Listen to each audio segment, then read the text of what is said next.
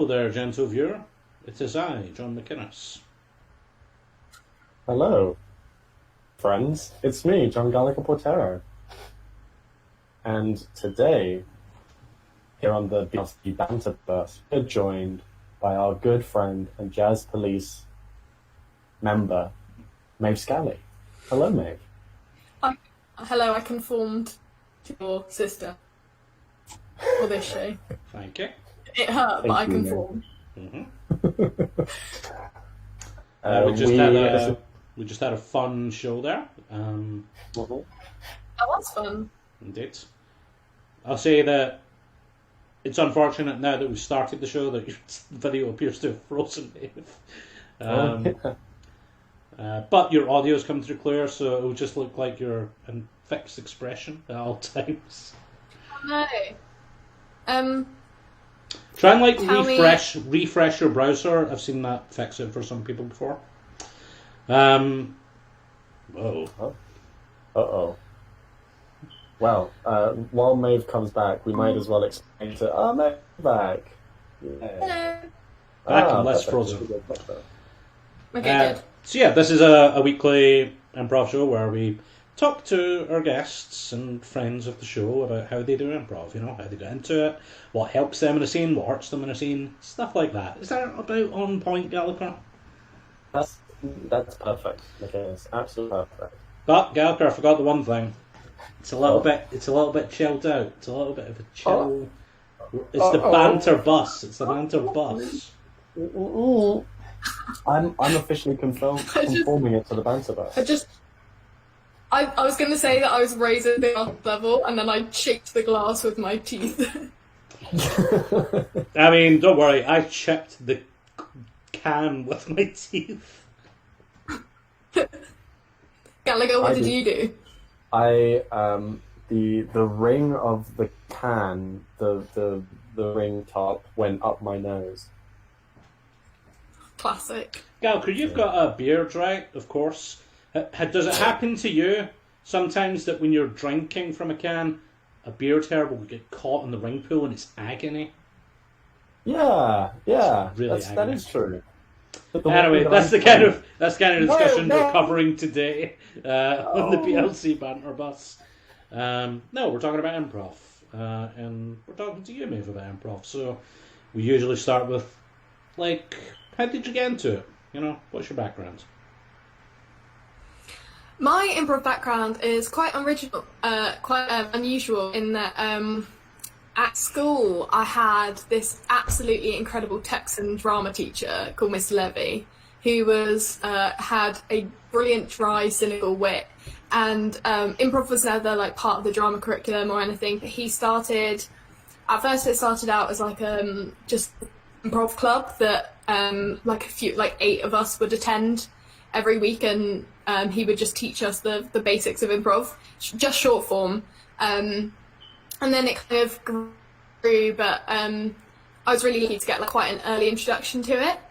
I didn't really know about long form at all until after university, because in university there was an improv troupe. It was part of the university drama societies, which was in itself quite a very small, cliquey community. I didn't find the improv troupe in my first year until because I was partial, and I didn't discover it until I had to go and record a workshop of a society I'd never heard of before, and it was the improv workshop. And I just absolutely recognised it of what I'd done at school and as something I wanted to be part of. But there was only one performance team as part of it. For some reason it occurred to me that, I could have found other people I enjoyed performing improv with and we could have done our own thing. Because I feel like in improv societies everything seems so official and it's quite hard to break away from that when things are very established. And the way in which you were recruited to the troupe was very much tap on the shoulder type thing. So you would be tapped on the shoulder and asked to come to a trial rehearsal, and then you might be invited to join the troupe. I joined too late in the first year to cat. Otherwise, I think I might have done purely based on the fact that I was a woman, and they were quite short on that in that year. And then the 2 consecutive years, my priorities at uni changed, and the troop leader would change every year.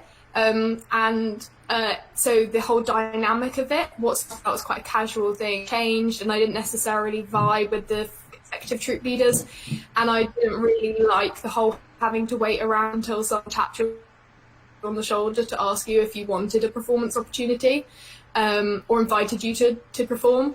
So I didn't really necessarily get on with the improv community at uni, but nor did I get on the improv community in Dublin, because it was all short form, and I didn't necessarily ever develop a great relationship with short form. And it was only when I came to Bristol that I discovered that long form was a thing that people could learn how to do. And so I found the community in Bristol, pretty much just joined Kitchen Rules Theatre, and trained with Kitchen Rules Theatre for a bit. And then once that disbanded, you two main people invited me to join a new performance troupe. And it was basically at the age of 23. I was given my first improv performance opportunity, and have been loving it ever since. So, history of it, I was a very late starter because I thought that improv was something that you had to be invited to do, really.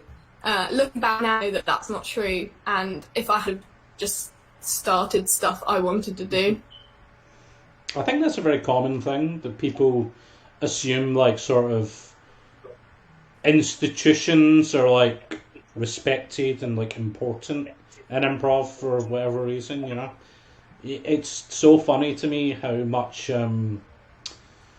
politics there are around improv groups in uni.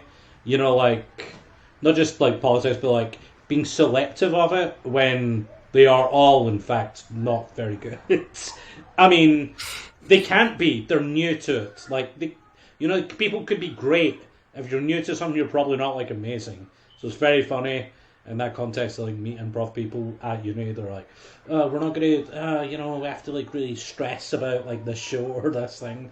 When it's like, they're, like, barely understanding what they're doing. I remember it being serious when I was doing it at uni. It was like everything was very... had to be, there's like a constitution and there was like roles, and looking back on it, it was so much effort being put into like a short form team that wouldn't do very good shows. Oh, see, ours was like the opposite in that because there was any performance team, it was the only good improv that would ever happen at uni, and so if you didn't want to join that, you could not do good improv. But also I remember that because they wanted to be so good, really you could only get in on your first year, and they were only interested in first year so that you would stay and develop with the troupe after that. You would age out after that. And there was also there's always a weird dynamic with university where you become like a big name person in the drama scene. And I remember like not really liking some of the things that went on with it, because there was one sketch that someone was directing, and they cast like an all new first year cast in this sketch show, but they in the first rehearsal, I've taken a risk with you guys, in expect to see people that, names in the show, and I've taken a risk with you guys. So we better make sure it pays off. And I just like could not comprehend like how someone's opinion of essentially university drama that takes place in the basement of the student union. Yeah. But now we're on to healthier, happier times. I guess. Less healthy perhaps during this pandemic, but I know what you mean. I didn't mean like globally. Yeah.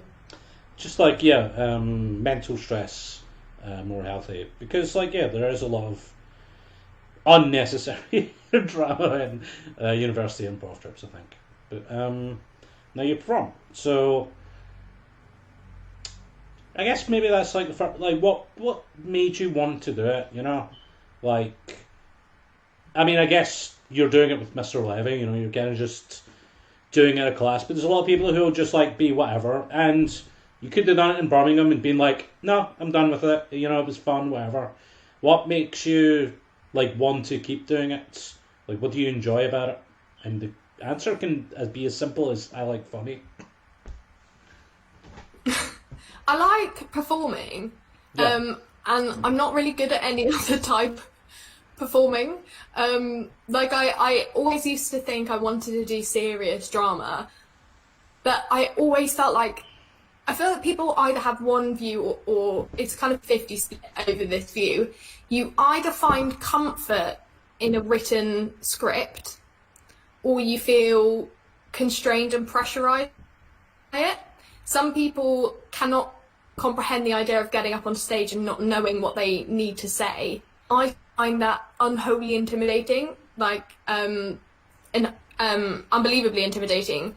I feel like I have to live up to those lines, and never thought that I could deliver them with any kind of oomph. I really didn't rate my serious drama abilities, but in improv you only have to live up to your own expectations, and it's much more teamwork and having fun. I get like an amazing thrill from it.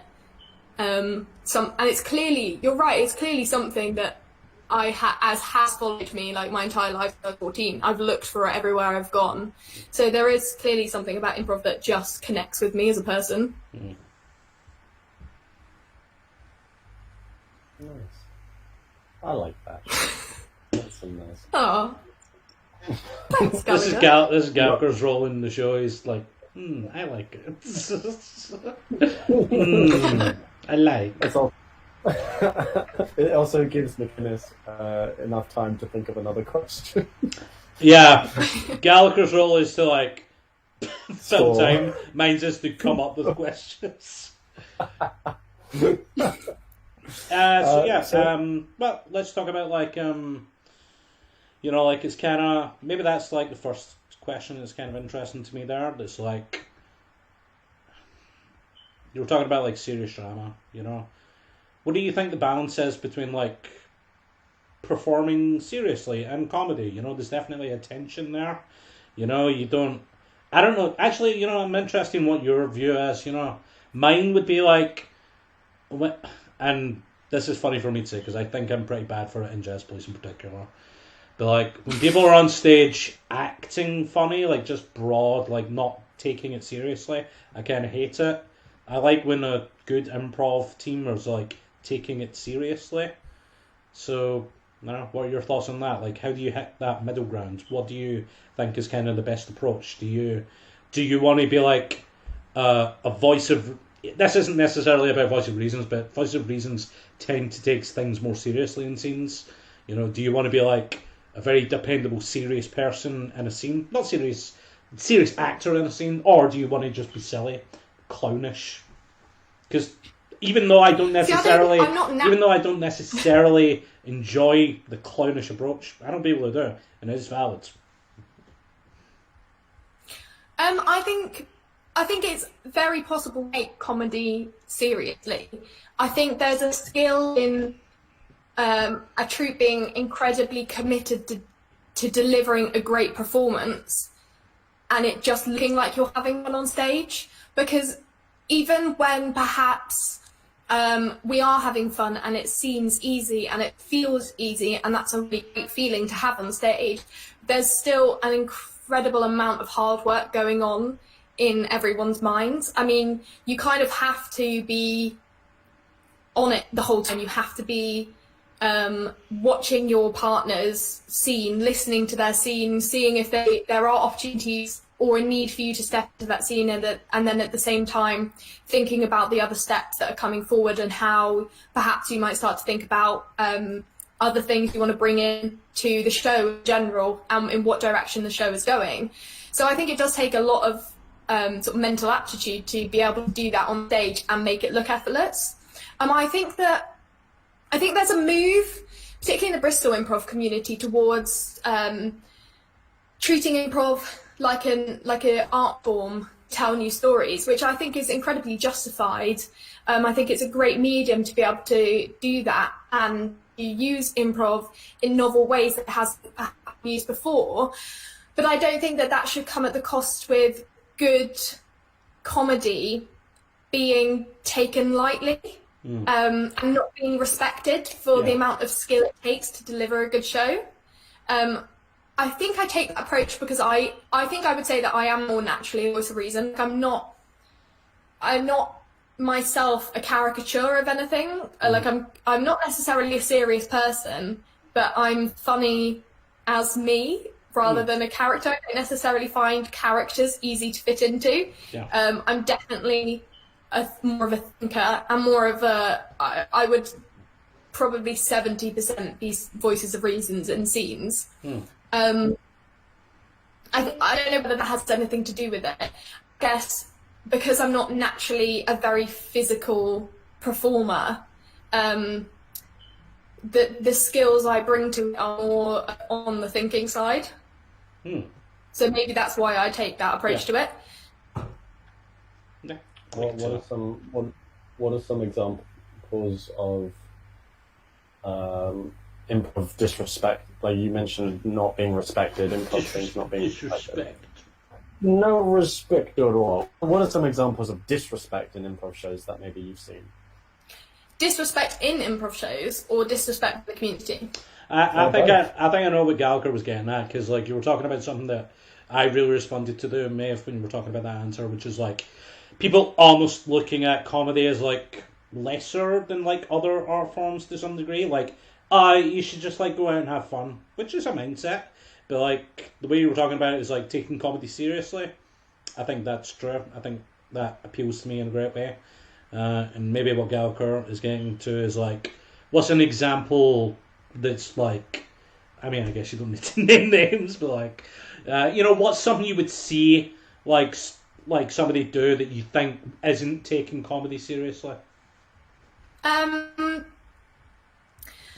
guess so like a personal example I've had, which I felt was an unnecessary judgment of like what we do as a troupe. So I was in a workshop in at the Edinburgh Improv Festival, and I was with you, John, and I remember I'd had the most awful journey up to McInnes.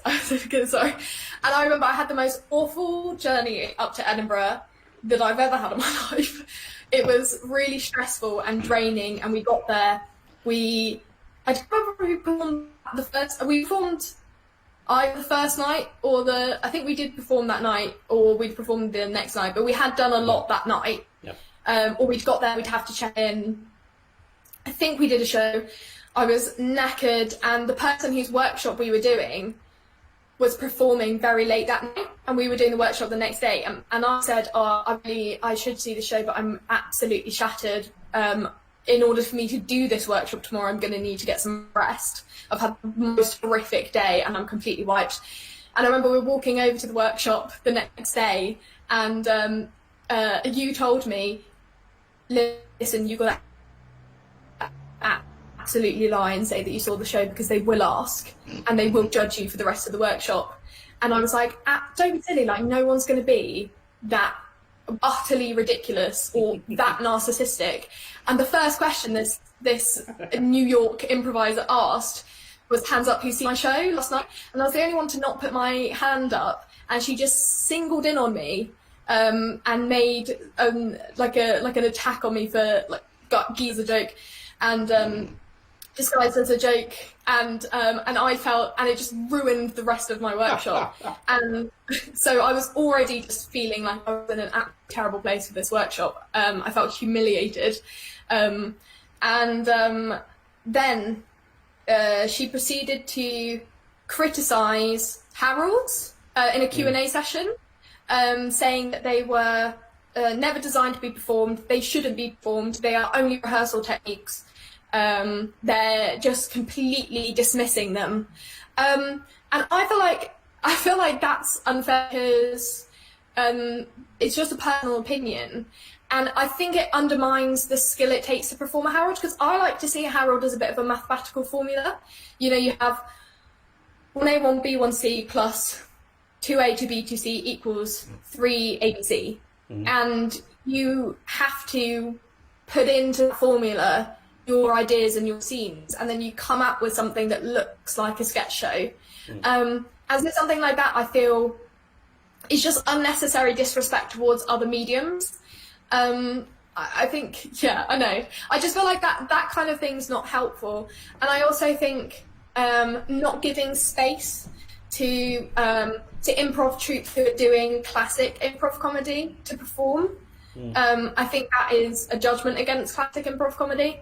But like I said, like I completely support people experimenting with improv. I think it's really important, and I think it can only be a positive thing. It's expanding the improv community and what improv can be used for. I just worry that that's going to come as that's going to come with a cost, as things being put kind of hierarchical within the improv community about what format's better than others, and if something is more serious and more addresses bigger issues within society, does that necessarily make it better than good classic comedy giving people a laugh in what can sometimes be an incredibly difficult world? I agree with all that. That was there's a lot of parts there.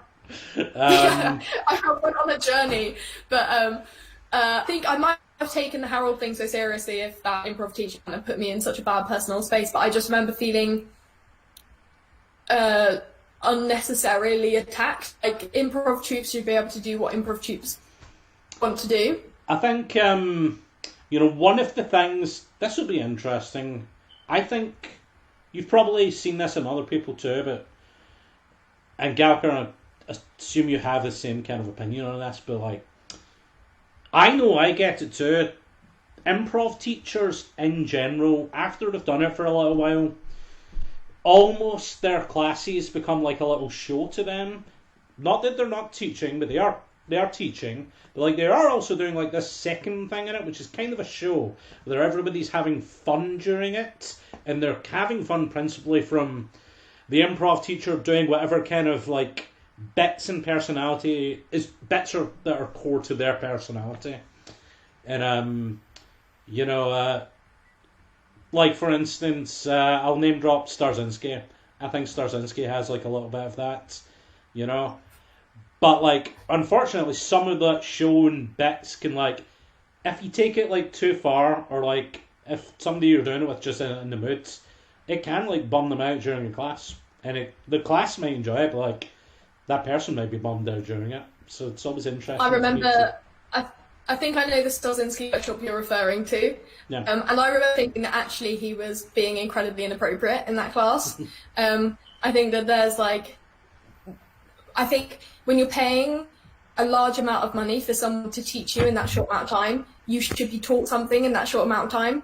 Like, it really, really annoyed me when I spent a huge amount of money to take this class in Edinburgh, and the teacher didn't deliver any kind of customer service kind of improv class at the same time. Like, I want value for money.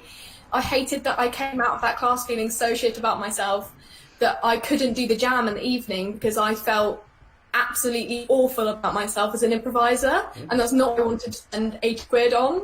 Yeah. But I know what a good improv class is like, and I think that teacher role has something to do with it. For example, one of my first workshops I took with a professional was a Philip Markle class on musical theatre, and it was absolutely brilliant. He didn't wait to perform until he actually was performing later that evening. His workshop was not about him, it was about everyone developing new skills and learning something new. And going from that to going from improv teachers who like to use that time to feel better about themselves and their improv is really telling, I think. What do you think, Gallagher? Yeah, no, I totally agree. Like, I've been in workshops where the teacher themselves are in a mood. Like, you just don't, sometimes they've been doing it for so long that it kind of feels like it feels like silence for them. Like they're just going through the motions of their workshop. Because there's most of these teachers that aren't British, they come and do the same workshops all the time. They've rehearsed the workshops, they've done it for so many people that to them there's no filter. So, you know, they as a professional, they don't care about students. They've done it to so many of them that there is no, you know, they don't give a shit. And that's not me like criticizing it. It's just like, I understand it. Like, you're there to teach a workshop. If people don't get it, then they don't get it. But I think you're right that there needs to be, even however many times you've done the workshop, still needs to be that connection between you and the student, and have an element of fun and enjoyment in the class rather than, you know, give like a lecture about what you think. I mean, your opinions are great and they have experience, but I think if a student doesn't ask for it, I mean, you shouldn't really give it. Focus on the class itself, if that makes sense. Yeah, I get that about teachers' priorities during class. I just think some people take it one step further and are actively inappropriate in their teaching methods. I mean, I've been in workshops where I feel like the teacher has taken their personal relationships with people in the class, made it a thing in the class, and it's been really uncomfortable for everyone else in the class. Or ones where they've just, you're right, being in their mood massively influences their teaching. But I think if you're going to accept a vast sum of money from people who are looking to learn something from you, to develop their skills in something that ultimately they must really love, people have to come out of that class feeling better than they went in, like, about their thing. Otherwise, don't take their money. Don't take people's money if you're just going to beat them down, because that's not what we should be doing to each other in the community. Yeah, I found that a lot. I found that a lot of teachers as well, a lot of improv teachers, especially from the States, are comedians first and teachers second, because they've been performing so much. They don't have that extra line, which I think British improvisers are better at teaching than some Americans. I think Americans and outside of the UK have better things to teach, but as teachers, some of them are. You don't know what you're going to get sometimes. Some feel that the way that they teach is the right way, but it might come across as something different to somebody else. It's always you know, I guarantee their intention is not to put people down. You know, sometimes it is just like them perhaps forgetting a line of professionalism. But most of the time, from my experience, they are trying to establish a personal connection by like giving a full kind of like informal thing. It just sucks if, like, you know, it doesn't work. You know, it basically feels like a stand-up show where you're an audience member and you dislike it. And, you know, it's not like in a stand-up show because you paid money, you can't just, like, walk out. Yeah.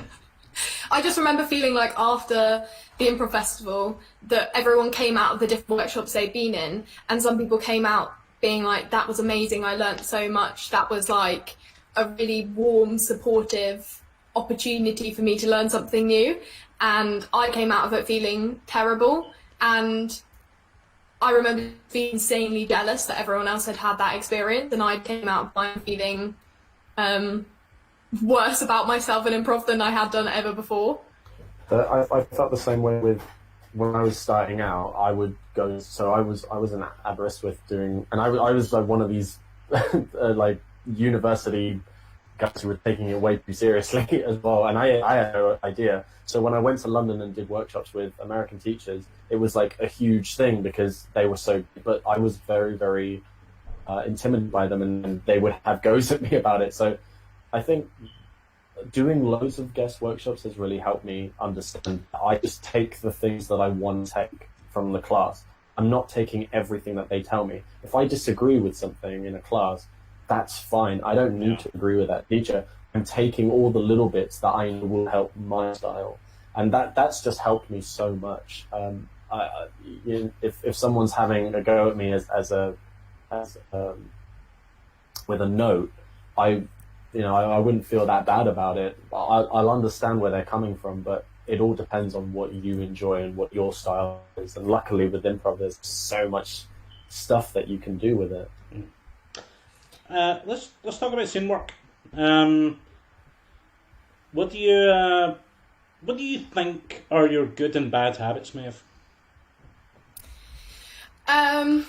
I think my good habits are, I'd say I'm fairly good at initiations. I think that's something that I've really concentrated on. I think Gallagher's point about taking things that you like from someone's workshop and putting that in your toolkit and the rest is really good. I mean, I definitely have done that, like improv textbooks.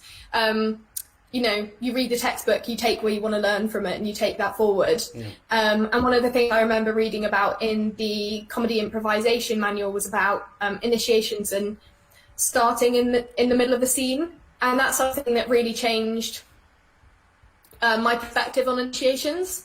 And I would say that a habit I have is initiating, because I feel like it's something I've worked on and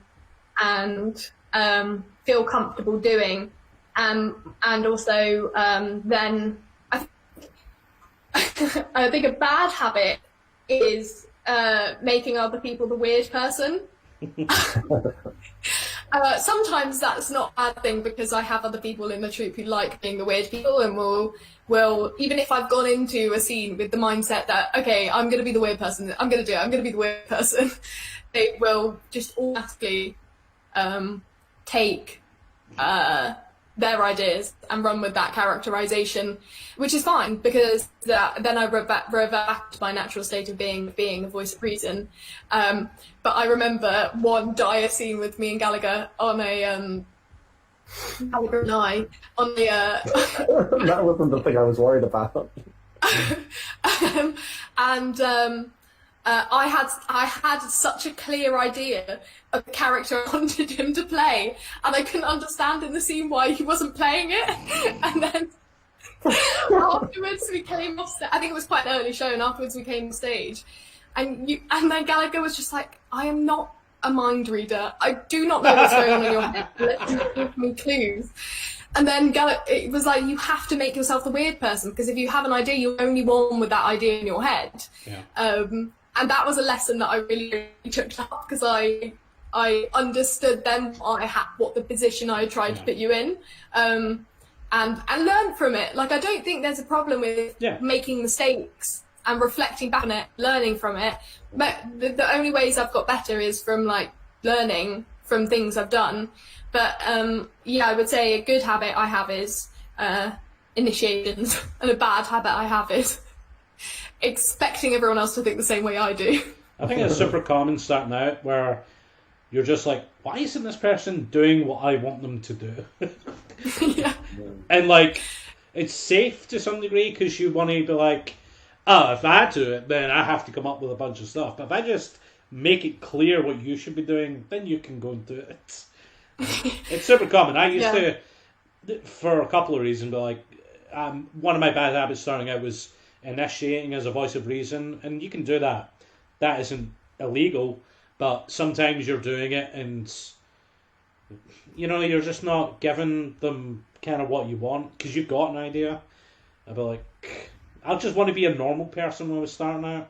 I wanted to be an angry person. Like, why are you doing that? That might be my initiation. Why are you doing this to me, sir? And I'll be like, how come you didn't figure it out from the opening what I wanted you to do? I feel like you definitely can initiate as a voice of reason. I've definitely gone into situations where I've thought I hadn't intended to initiate as a voice of reason, but it's ended up being like that. But I have been able to successfully. I remember like a completely comparative initiation that I was sat in two chairs with Gallagher doing a scene, but I ended up initiating as a voice of reason. But in the first 2 lines of that scene, I had given you everything you needed to know, and you had taken from that and created a weird character. And that was the the parent-teacher conference about your son who was so terrible in wind bands that I was demanding you take him out of the school. And I remember like that was just after I had learned about starting in the middle of the conversation, and that in the first 3 lines of any scene you should know where you are, who you are, and why you're there. And I remember that happening so easily in the first few lines, and then it just becoming a great scene, and then ultimately, because feeding off of that in Harold, a great show. Like any good first beat that's happening, of course I walked into it in a way. No, you didn't. I walked in. I made a sound. Over it with your bad saxophone playing. Yeah. Like any good first beat that's working. You couldn't stop. Yeah. I did, honestly, when people ask me about my favourite scenes that I've ever done, and I really badly try and recreate it for them or explain to them in a way that they would not find funny because they weren't there, it's, in my head, it's the image of watching you attempt to play a saxophone with a space helmet on, and just thinking that was the most brilliant piece of object work I've ever seen. And like that rush of euphoric pride of watching something you helped create make a room for people absolutely lose it. It was a fun scene. I remember it well. Because either you or Gallagher said, you want me to send them to the moon? That was Gallagher. That I initiated the second beat with that. I was like, I don't want to go to the moon. That was like one of my proudest moments, is that I'm not very good at coming off with things off the fly and just letting me say whatever comes, whatever I say, like having no filter on and just almost bypassing my brain and saying something. And I remember Gallagher just asking me like, where should I send him? And the first thing I thought was like, I don't know, the moon. Like, and that getting a big laugh. And then I thought, why can't that happen all the time? Like, why can't I turn my brain off and just let things come out? Because sometimes they work and sometimes they're brilliant and they're better than anything I could have thought of. I think when you're, you're still... I think everybody in Jazz Place is still getting used to doing improv. Like, nobody's, even me and Gallagher, who think of ourselves as old dogs, are still, have still, like, not done enough improv. I'm sorry, Gallagher, we haven't done enough improv. I think it's good that in Jazz Police we've kind of accepted that we are on a learning journey together. Yeah. But at the same time, everyone in Jazz Police is responsible for their individual improv education, and that if everybody continues to learn and we continue to learn together, that's a brilliant combination and will only strengthen us as a performance troupe. Yeah. And like that thing you're talking about, like getting out of your head, like bypassing, like thinking about the scene, I think that gets easier to do with just doing lots of scenes, you know, like, because initially you're thinking very practically, like, I don't know who this is, or even like in the show that we just did there, I was like thinking a lot about like kind of like where we were, but like the more scenes you do, the less you think about that, and it just becomes like good, like innate habits that you're doing that, so you don't have to worry about it as much, and you can just be like, go to the moon, sir. Yeah, I think also I think as a troupe we're also getting more confident in everybody's individual skills. I remember like quite soon to the beginning, McInnes, you were like my comedy safety blanket, and I thought as long as you were in a show, we'd be fine because you're so innately and inherently funny. And I remember the first time we were going to do a show without you, I was so worried because I couldn't rely on you. I think it was quite lazy and quite naive of me to want to have. My understanding was it was one of your favourite shows you've ever done. It was amazing, and I think it was because it proved to me that I can be part of the common heart of our shows, and because you are in yourself so inherently funny, and you are quite a physically funny person. I'm just waiting till she gets to me. Wait. It was a show with more creative, visual paint, like scene makers, and so I feel like it was one of our most creative shows because we couldn't rely on what we had within the troupe. We had to really push ourselves to think beyond what we'd already done and what we were used to doing, because it was the first time we'd performed with small numbers and didn't just revert back to like the things we'd already done. And it was absolutely a great show. And Gallagher did the single best impression of someone from Liverpool crying that I have heard in my entire life. I've never heard. No. I don't think I ever will hear again. But I remember that being an amazing scene of a press conference for a poetry book release. That was the only successful scene we've ever done where people sat in the audience. Yeah. Just getting back on stage is always like the hard part. Yeah. Yeah, it's true. Like, and yeah, I guess that was my favourite. It was one of my favourite shows. I have lots of favourite shows, but that was definitely a favourite one because like I still felt so junior in the troupe, and I did I was ready to take a major role in the shows. I was quite happy just being a very background support person, and if I had one or two good bits, then that was me satisfied. And this was the first show where I really had to step up and be part of a 4-person troupe, and to prove to myself that I could do it. And it was very formative in my improv performance career. I think it's the thing that happens a lot when you start doing 2-person, 3-person shows, you feel so much more responsible for the show. Even the one that we did tonight, it was we were all very responsible for what the show was, in a way that if it was 6 or 7 people would be different. You would have a role in a scene, but you wouldn't really be responsible for the show. But when me and Gallagher do 2-person shows occasionally, it is just me and Gallagher, and it is it's a lot of work at the end of it. You're oh boy, that was a lot of work, but you're we did everything, and it's a very different feeling from being part of a team. I wonder how much in 2-person improv you have to really have a close relationship with someone to be able to do that. Because I remember the first 2-person improv I ever saw was at the Edinburgh Fringe Festival, and it was Folie à Deux, which was Andrew Hunter-Murray and Charlotte Gittins, I think her surname is, who are 2 members of Ostentatious and very, very funny people within their own right. And I remember being absolutely blown away because they were so synchronised and in tune with each other. And I wondered to myself, is it only possible to do 2 people improv when you know someone intrinsically well?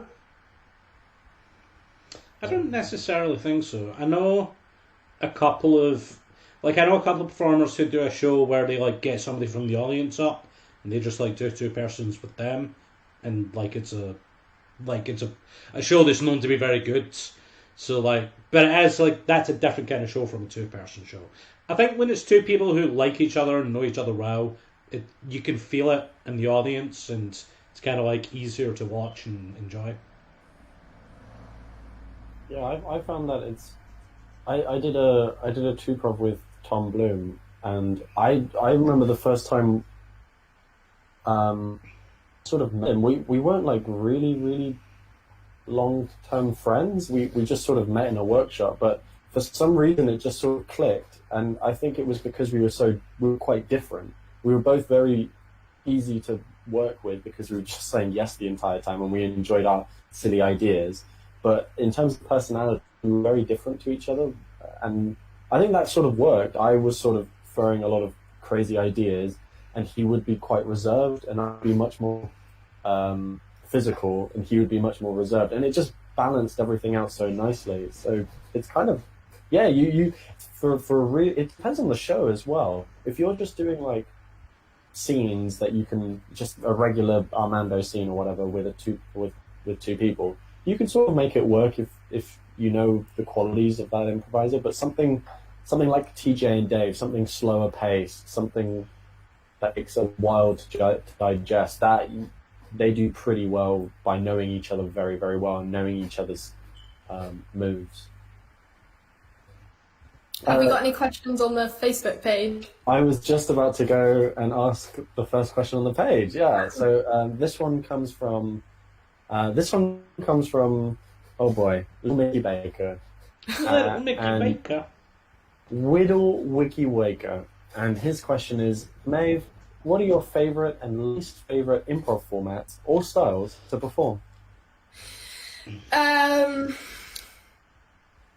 don't think I've really tried enough to comment. What have you done? I've kind of done musical improv theatre, but not in like in a performy way. Like people haven't paid to hear me sing a song. I've just kind of tried it out, performed within a closed setting of that. I've done short form and I've done Harold's. I think I would love to try narrative. If I could join a really good narrative improv show, like Ostentatious would be my, not that I ever think that I'm going to be a member of Ostentatious, I just mean like something equivalent to that. I would absolutely love to try that. I think it would really fit within my dramatic side of me. It would combine my love of drama, performance, and but I really I definitely enjoy Harold's more than I do short form. Like a jam to me is sort of my worst nightmare unless I'm quite drunk. I find them really intimidating. Mainly because I'm not I find it really difficult to be confident on people I don't trust to perform. I'm reasonably annoyed by people who cannot follow the basic performance principles of facing the audience and not talking over each other and don't worry, that type of it thing. definitely doesn't show. It definitely shows. So I don't know if I'm like the best person to be at jams because I think that they serve a purpose in the improv community, which is to allow anyone to step up into that role. I think there are also different types of jams. There are jams that are designed to be like an absolute massive party. Like the Friday night jams at the Bristol Improv Theatre used to be my absolute favourite night in the world because they were an improv party. It was like going out on a night but not have to get drunk and unreasonably close to people on the dance floor. It was just a great party. Whereas I find other more serious jams really, really intimidating. So I'd say jams are my least favourite. Harold's have to be my favourite. Well, let's consider the other options because I know you've done others. So, in addition to that, Armando's, so like stories and then scenes, no structure.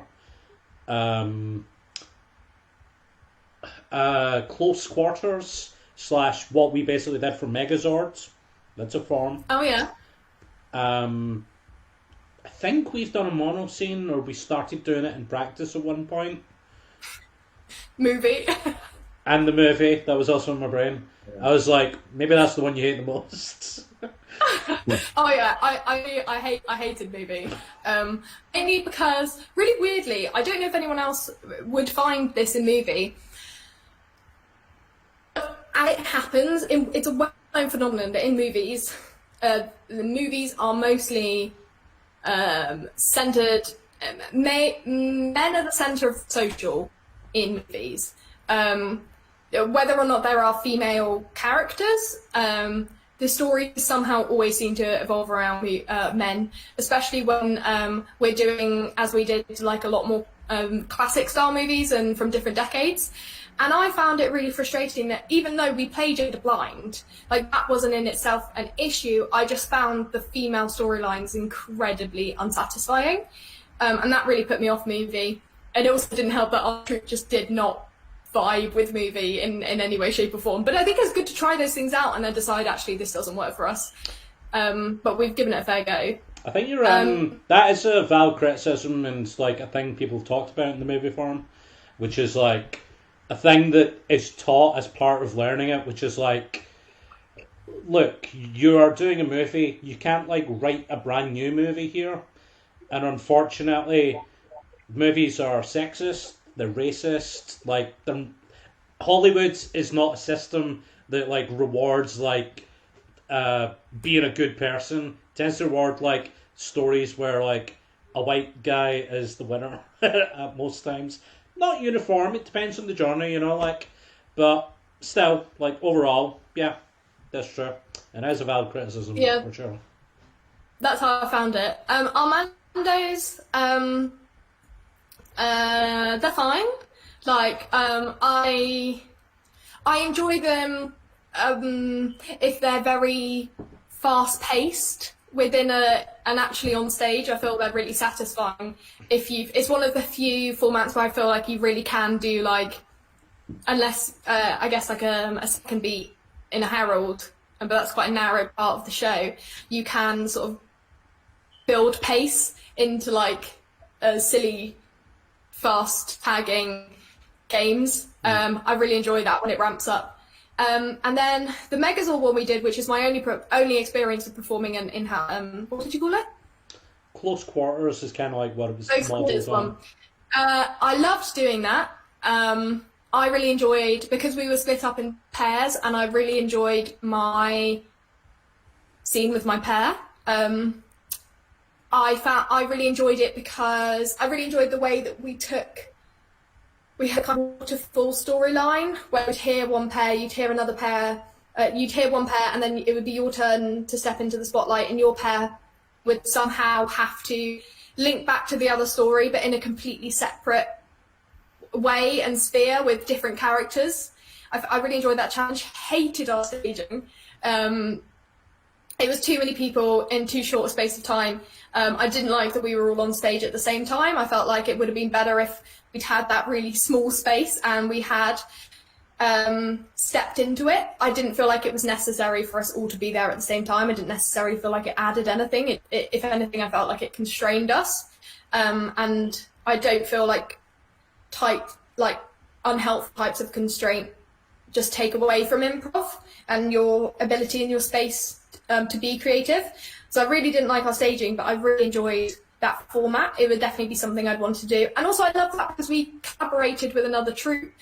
It wasn't just, hello, we'd like to pay you to do this stage time in the show we're putting on. It was an actual collaboration of work between two different troupes that do two different things, but we came together to try something new. I really, really enjoyed that, working with new people, bit of healthy collaboration within the community. I really enjoyed that. So it's obvious that maybe you enjoy performing with Jazz Police. You've spoken a lot about the team and how it's been, just a fun experience. What advice would you give to teams starting out, given the experience that you've had with Jazz Police? Can I catch something very quickly? Because this will definitely not be the same as yours, Maeve, and I think it will be helpful if anybody's interested, which is like, look to the team to the left, look to the team to the right. They both will probably fold within the year. Like, don't be too precious about your team. That's all I was going to add there. Yeah, I think my advice would be that unless you are in a place that has literally no improv and you are the first people to step out to do improv, and in that case within your region or town or city or whatever, you can do whatever improv you like, find something you like doing and do it. If you're in a place like Bristol, like we are, where the improv community and the improv market in Bristol is incredibly saturated, branch out a bit and try and do something a bit different that competes for a different section of the audience in the place you live in. Do something that other people aren't doing. Do it in a place in the city that other people aren't doing, because I think there's a tendency for improv to get constrained to different geographical areas of the city, and collaborate with the community, but set your own rules and standards of behaviour that you want your troupe to conform to. If you're interested in having a troupe that is really close and really responsible and mature, then have very serious discussions about what you expect from the troupe and what you expect from your participation in the community. Like, one of the things I really like about Jazz Police is we do joke that we are the renegades of the renegades of the improv community, but I do feel like the jazz community. We are the policing system of the jazz community. I do feel like we are fringes of the community. We do it in a place that other people don't do it mostly, and that has given us an ability to set our own rules. Like, I'm really proud of us for having discussions about policies almost that we want to introduce into our troupe. Like, I decided very early on, we were never going to ask someone to perform for free, because we don't believe that it's fair to ask someone to give up their time, and it's not very respectful to ask people to do something that they are really trying to do for free, because it's our responsibility, if we're putting on a show, to make sure we cover our overheads, and if anyone takes a hit at the end of the day, it should be us. We sell the tickets. That's our responsibility, but it feels amazing at the end of every show to be able to give someone, like, people who have always wanted to do comedy and never took that chance when they were younger, and now get the respect of earning money from doing a gig in Bristol, even that, or people who are starting out and genuinely it's something that they really, really want to do, like that small recognition of, we know you want to do this, we think you're good, that's why we invited you here, and want to give you, even if it's like a smallest bit of money, it's like, it's just a token of respect for what people are trying to do. And also that we've had discussions about standards of behaviour we expect from people in the community. Like, if someone has come to us and said, hey, look, this person's been exhibiting these behaviours, they're making this section of the community feel really uncomfortable, I think that we shouldn't have anything else to do with them. What does everyone think about this?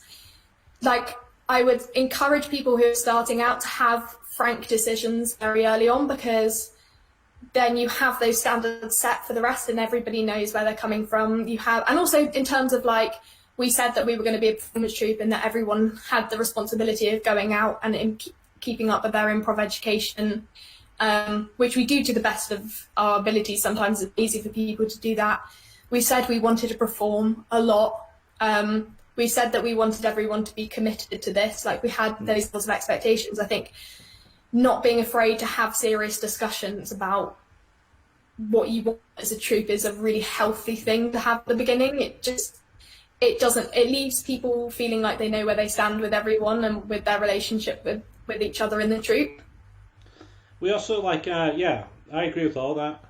And another thing that I think is really unique as part of Jazz Police is, like, in terms of our interpersonal relationship, we have, like, talked about and, like, agreed, like, who is allowed to eat each other's asses and who isn't, and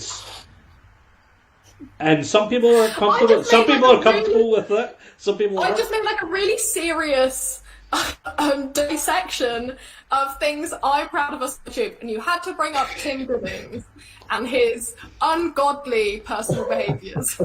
I think, okay, well, we will take this to the group chat, but I just proud of us for having that discussion so openly and honestly. We did not have this discussion.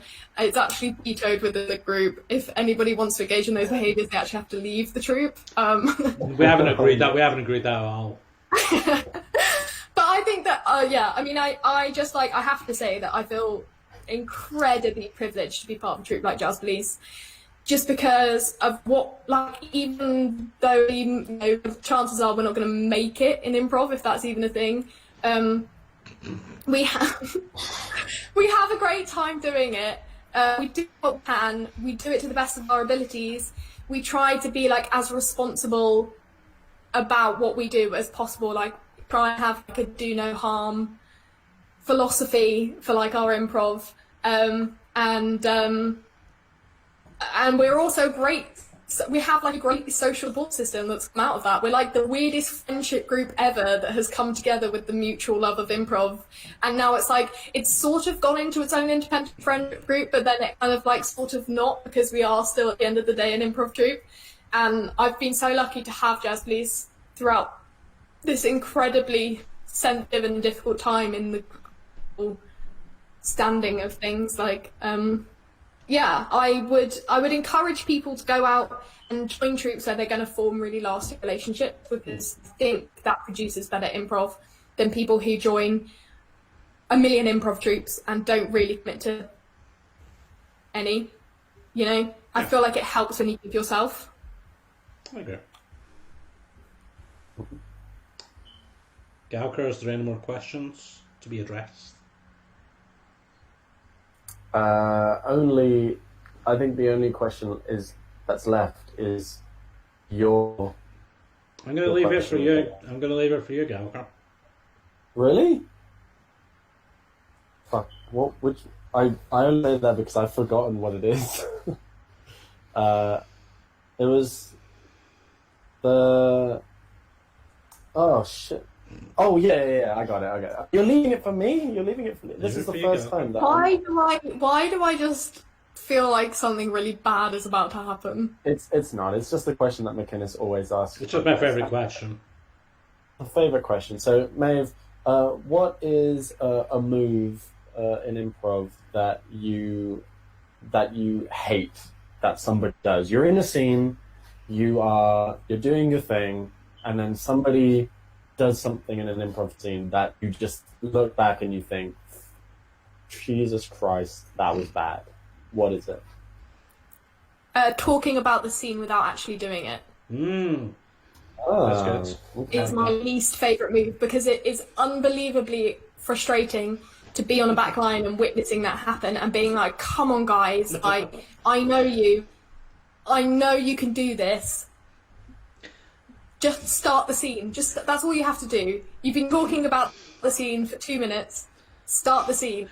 It's getting painful. I have for sure. I can't remember the context, but for sure, I've been in that position, and on the back line, I've just been like, we cut to them doing it. Yeah. I feel like I would do that, but I don't want to be I always feel like it's really difficult to give your troupe time and a level of respect. Like, I know you can do this. I don't understand why you're not doing it, but I know you can do it. And you don't want to be the person that, like, comes on and shows them up, because I agree with that. It's very obvious that they've not been doing what they're supposed to be doing. It's a sign of trust. It's a sign of trust that the backline doesn't immediately do that. You know, even though you've got to assume the people on stage are just as good as you, and they are for a reason not doing it yet. They have something else. But I feel like it is like, that's my least favorite. And I cannot, I hand on heart know that I've been guilty of that at some point. I just know that it's hard to recognise that you're doing that when you're doing it. It's much easier to notice when you're on the back line. In fact, it's crystal clear that that's what's happening when you're on the back line, and it's so painful to watch. Yeah. But it's something that, like, is such a difficult line. Like, it's gonna happen. Like, it's a bad move. It's gonna happen. Bad move in improvs happen no matter how good you get. Shows happen. Like, that's something you have to get used to. But yeah, if I could pick up one move, it's that. I was gonna say, like, tagging prematurely. McInnes' face when he gets tagged prematurely is, like, my absolute all-time favourite thing in the world, because you, like, do not hide that you're incredibly pissed off that someone has just tagged you, because you had a great idea and you get it tagged. Because you do this thing where you, like, throw up your hands and you, like, drag the chair. There's no way I do that every time, but I have done that. You let out, like, because I know it. I know it's happened. I know you're pissed off because you have a pattern. You let out the biggest exhale in the world. You lift up your hands or you snap your legs. You get up and you will, like, walk to the back of the stage and turn sulk but then you plot for the next thing that you can do. Even better, they don't even know what they've just started. I'll interrupt them. I'll tag them out too quickly. I'll probably come out immediately and tag them. And be like, so the date went well. That's my worst move and my favourite. McInnes, have you got any final questions for me?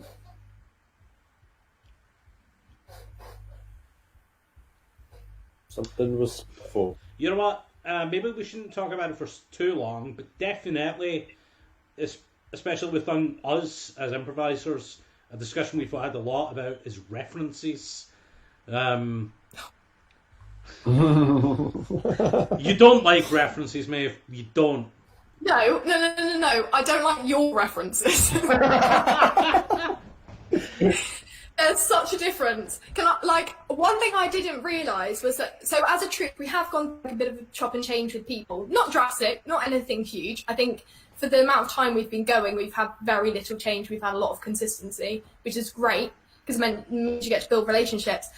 But I didn't realise until we had 2 new female members of Jazz Police who joined, what a difference female energy on stage would bring to my ability to enjoy improv, because suddenly they were making references to anything from like movies to life experiences to emotions that I got. And I feel like it's incredibly easy when you're 4 guys to like reference to something that you just know that guys are going to know. Fortnite, for instance. Well, I know Fortnite. I play Fortnite. I'm begging you guys to play Fortnite. Sorry, you're right. Fallout 4, you know. I love... Stop referencing things that I know. I'm just trying to reference, like, dude stuff. It's like... but, you know, like... And I know that you love it. Like, I know that you bring up a reference that you have established that I hate. And you do it, like... to the point where I was like, guys, I swear to God, if you do one more scene on WWE, and I know I shouldn't say that because it only encourages you to do it more. We haven't done wrestlers in a very long time at this point. Yeah, I guess I know, and I'm very relieved at that. I do feel like it can be funny, and there is a place for it, but I feel like it puts me in an incredibly difficult position, as it did put me in an incredibly difficult position as the only female member of the troupe, when you had like all of these in-joke references that I was not party to. And I remember like I would go home and like Wikipedia, get in Wikipedia holes of things so I could like try and keep up. And then I gave up. And then 2 women joined the troupe, and I feel like things got better. So that's a lesson for you. Very true. Cool. Well, I think that is a nice way to end it. Well, that's it. That's the chat done. Oh, felt so good. That's the end of that chapter. Thank you so much, Maeve, for being on the show in the BLC Bandverse, talking to us. It's not like we don't talk to you like every day. No, Gallagher, you don't talk to me every day. What are you talking about? You do. It's time to put it in the BLC banter bus. Gallagher is not part of the chats. He doesn't get involved in the Jazz Police chats, and it's sad. It makes us feel sad. Especially because he'll be like, oh, I'm too busy to keep up, and then you'll send him a private message and he'll reply straight away. That's because I understand what's going on. The references are the same in the group chat. I don't know what's going on. It's true. I know what it feels like. If Metal Gear of War, whatever it's what is this? Solid Metal something? Oh no, he did a reference to it today in this story. Whenever that comes up, I know that if that happens, like, I'm out of the chat. Like, I'll leave it for a bit and wait until, like, I can bring it back to, like, something that happens. The chat which is currently themed on some boat show. Below Deck, which is a reality show that I have managed to convince most of Jazz Police to watch. And I'm thriving on the references. I think that's where I'm losing it. I don't know what this is. I can never go back to the chat. I don't know what's going on. I'll let you use my Netflix and you can watch it. Yeah. And you can chill. You can also chill. Oh, Netflix and chill? Yeah. But we can't do that. I didn't think that was possible. No. Me and Gallagher. Yeah. You can do that. Like those 2 that were fucking in that scene there. Edited that real quick. Maybe have you got anything you want to plug? Just like Jazz Police, we're a good troupe. We get a good audience every third every third Saturday of the month seems to be our big nights. If you come, you'll make us so happy. But I think that we genuinely put on like decent improv. We've had someone that's come to visit our show 4 times. So if that's not a sign that we're okay, then I'm not even related to them. Jazz Police on Twitter, which is run by me, and the Facebook page, which is run by me. So, McInnes, anything to plug? Go to my Twitter page, it's funny. Lybot, LYEbot. It's also very political, but it's also funny. Yeah, and Couch as well, right? Couch, every Tuesday. Couch doing an improv show. I'm there. It's fun. Check out the rest of the BLC videos that are on this YouTube channel or on the Facebook page that you're watching it. Check out all the other stuff that we're doing and all the other past guests that we've had. I'm also in a team called Boat Club. We do those on Mondays on YouTube. That is it, guys. Thank you so much for being on the show, Maeve. It was a delight. And McInnes, thank you for being yourself. The driver of the banter bus. The driver of the banter bus. All aboard! Thank the driver. Thank the driver. Thank the driver.